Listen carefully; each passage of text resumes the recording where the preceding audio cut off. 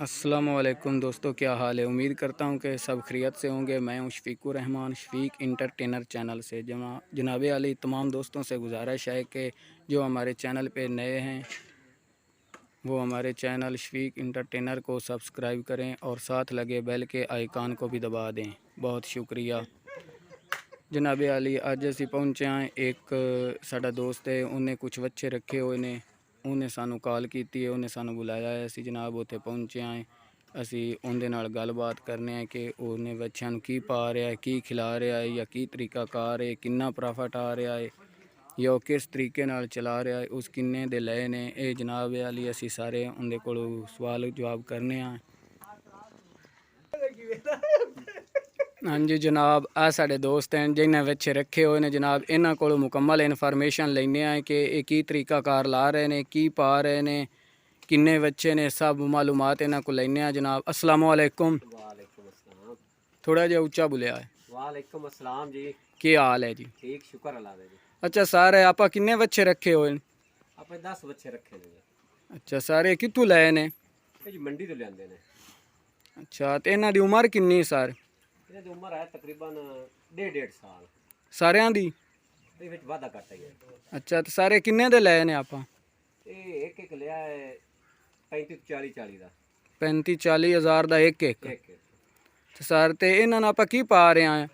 इनू वंडा भी पांदे पिया है, चोकर पांदे पिया है ते कोई तूड़ी छुड़ी बनाई है वो भी इस्तेमाल करने हैं नाल। सबस चारा भी इस्तेमाल कर रहे हो? चारा भी इस्तेमाल करने हैं। ठीक ठीक। इस तो इलावा और की चीज़ पा रहे हो? बस वंडा पा रहे हो? हाँ वंडा भी पा रहे हैं ते अपना दूसरा चोकर नाल इस्तेमाल कर रहे हैं। ठीक। ग्रोथ इन्हां दी कैसी जा रही है? बस वाह वाह ठीक ही जा रही है। नहीं थोड़े हिसाब नाल वध रहे ने या उत्थे ही रुके हो ने या वध रहे ने साढ़े हिसाब नाल सही जा रहे ने। डेली दा किन्ना क वजन वधा रहे ने? तकरीबन कोई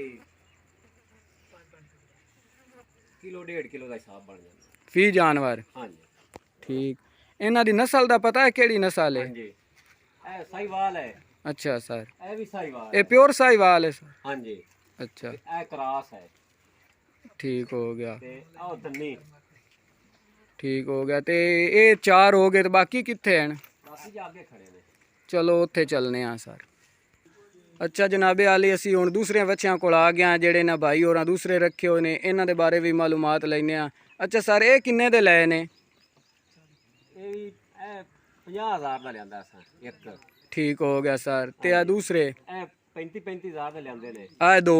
आ दो ते आओ अगले 45,000 दे ने। अच्छा सर आ जेड़ा वड्डा है इनदी उम्र किन्नी है? ਇਹਦੀ ਤਕਰੀਬਨ ਹੈ ਪੌਣੇ 2 ਸਾਲ ਹੋ ਜਾਣੇ। अच्छा ते आ दूसरे जेड़े छोटे हैं ਇਹਨਾਂ ਦੀ ਸਾਲ ਹੈ ते ओ जेड़े अगे खड़े हैं? ਉਹ ਤਕਰੀਬਨ 1.5 ਸਾਲ ਦੇ ਹੋਣੇ। ਉਹ 1.5 ਸਾਲ ਦੇ ਨੇ। ठीक हो गया। ते सर डॉक्टर भी आ रहा है इत्थे?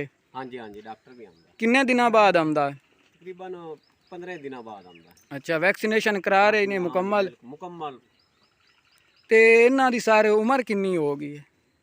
ਉਮਰ ਉਹਦੀ 1.5 ਸਾਲ ਦਾ ਦੱਸਿਆ ਤੇ ਹੈ ਪੌਣੇ 2 ਸਾਲ ਦਾ। ठीक।